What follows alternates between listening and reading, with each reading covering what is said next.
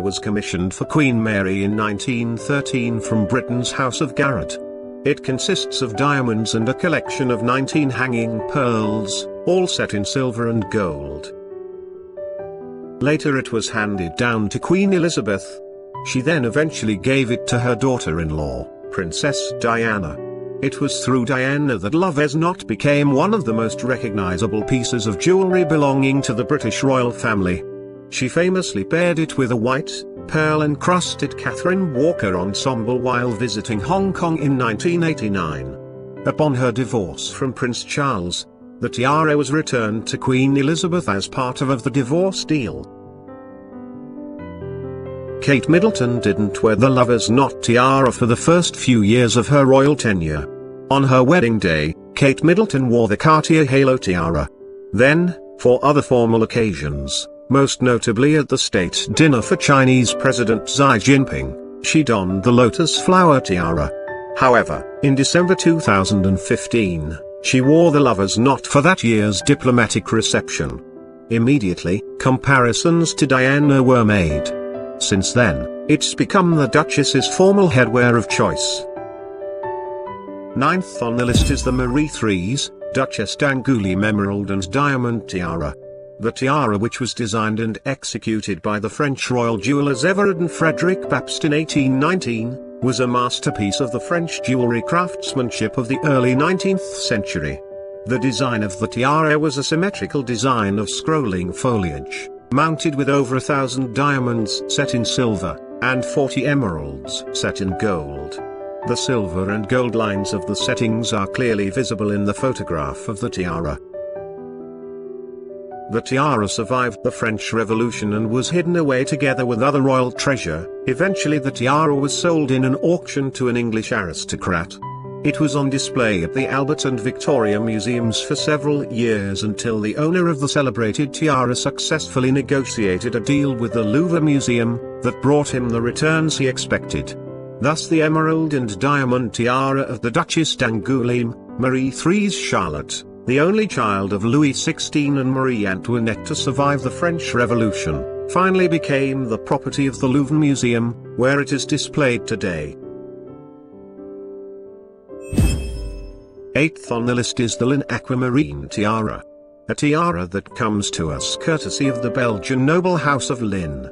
The Ligne family have held their titles for centuries, but this tiara is a thoroughly modern addition to the extended family's jewel collection. In 2009, Prince Edoardo Ligne de la Tremoille married Italian actress Isabella Orsini. This beautiful diamond and aquamarine tiara was made for the occasion. The sparkler, which was created by Hollemans, features a large central aquamarine bookended by smaller aquamarines. And, because this is a Ligne tiara after all, the piece also incorporates diamond scriptures as a major feature of the design. Isabella also wore aquamarine earrings, to coordinate with the diadem. The universal themes of nature, strength, beauty, femininity and unity. The Mouawad Miss Universe Tiara 2019 begun life like this, as inspiration. The designers was asked of crafting the extraordinary tiara embracing the values of the Miss Universe, and translate them to diamond-studded crown, that represent ambition, diversity, community, and beauty.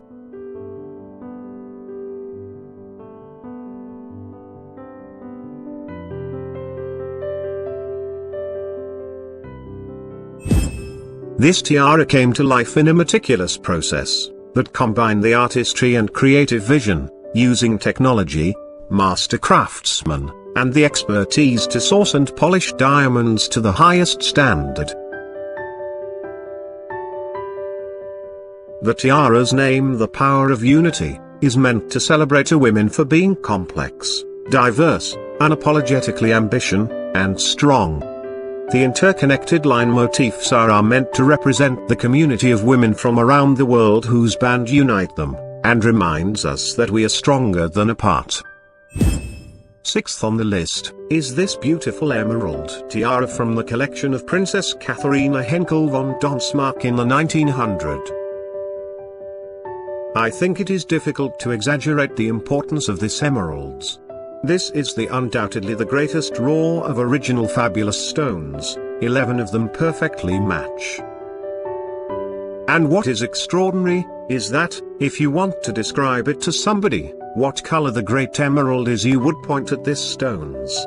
They are like green berries, it's what is known as the old mine material. The emeralds itself is absolutely remarkable. It is estimated the weight to be well over 500 carats, which is a huge amount. They would have been mined in Colombia, probably in the 16th century, and they would have been traded with India. The emeralds are typical of a way of wearing emeralds in India in the 17th century, cutting them in a way of almost rolled pebbled beads, and characters will be drilled along the main axis, with this rather thick drill holes. So, one can easily imagine that this could worn around the neck by a Maharaja or a prince. And then, subsequently finding its way into France in the turn of the 19th century. There's really no period in European history where jewelry was more glamorous and more abundant than the better part of end of the 19th century. Prince Guido Henkel von Donsmarck was at that time the richest man in Germany and one of the richest men in Europe. In 1887 he married a Russian aristocrat, Katharina Sleptsov, and this tiara was commissioned for her as a gift.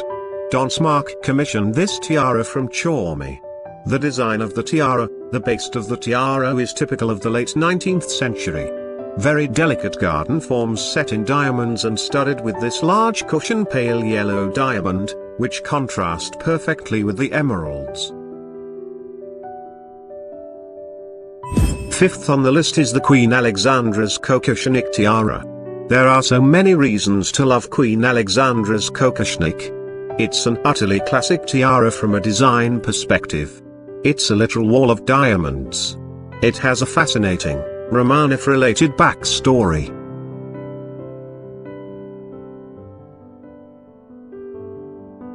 The original design of the tiara was worn by Empress Marie Feodorovna of Russia. Then after it was seen by her sister Queen Alexandra, she already knew what she wanted on her wedding day. In 1888 the London News illustrated the Alexandra's anniversary present, a kokoshnik design tiara made by the royal jeweler, the House of Garrett. Like Marie Feodorovna's tiara, the piece was made of individual pave-set bars, though Alexandra's fringes were more rounded at the tip.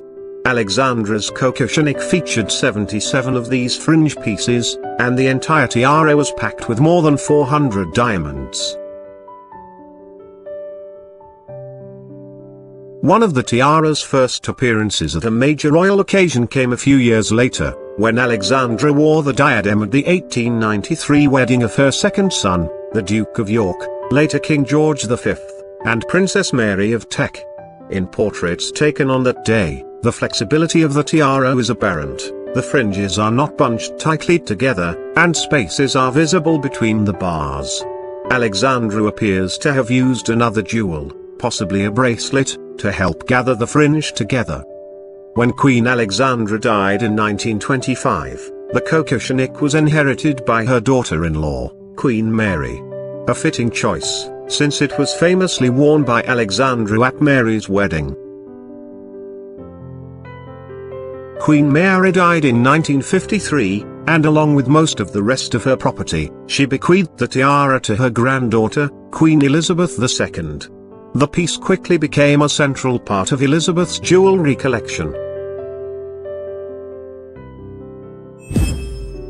There are tiaras, and then there are masterpieces. Today's tiara definitely falls into the latter category. One of the most stunning tiaras in the collections of the extended British royal family, the Fife tiara, was given to Princess Louise.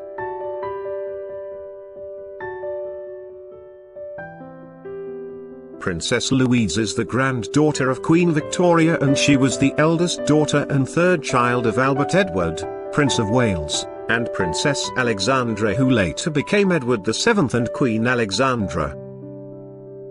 The fife tiara is made on an extremely intricate and delicate frameworks, and it contains diamonds ranging in weight from 1 to 10 carats. It was made in 5 pieces, and almost like one now. The tiara is extraordinary in its construction: silver in the front, gold in the back, and all of the 200 carats of diamonds, beautifully cut, while being presented in the thinness framework.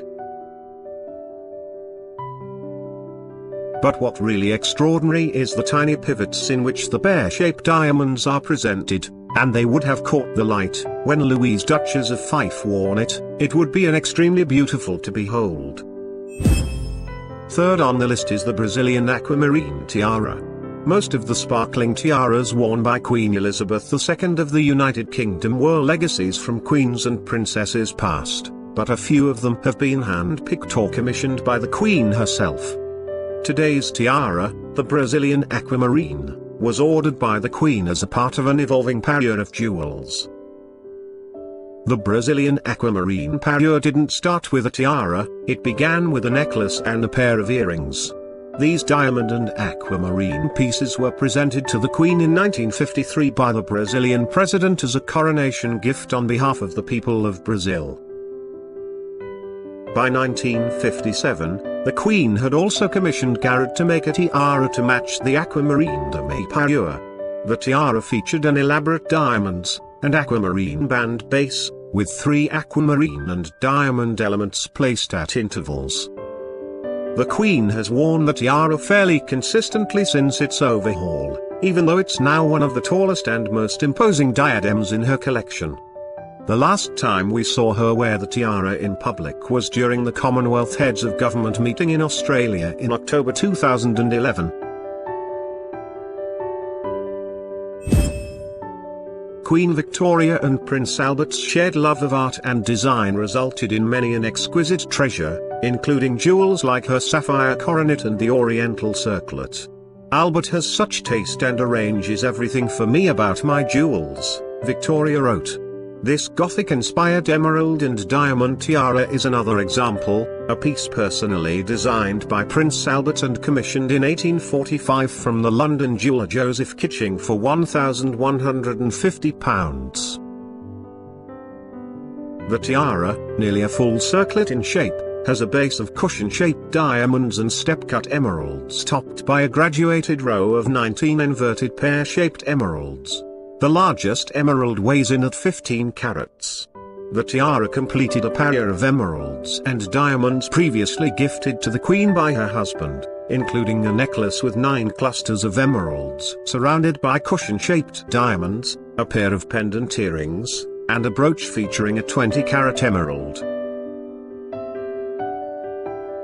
Queen Victoria was thrilled with her emerald tiara gift, referring to it as a lovely diadem of diamonds and emeralds designed by my beloved Albert, and writing of her husband's wonderful taste in her journal.